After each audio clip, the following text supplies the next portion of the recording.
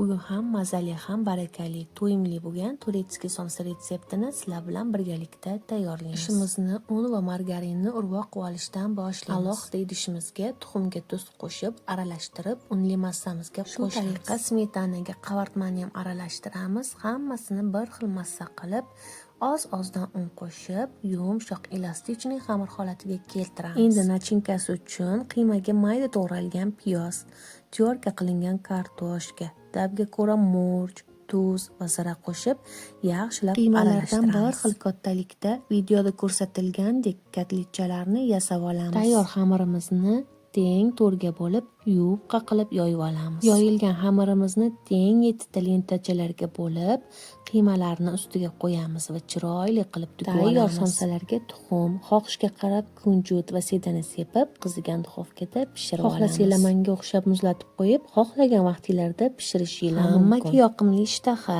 Albatta tayyorlab ko'ringlar. Meni duo qilishni unutmanglar. Yeganlarga shifo bo'lsin, ibodatinglarga quvvat bo'lsin.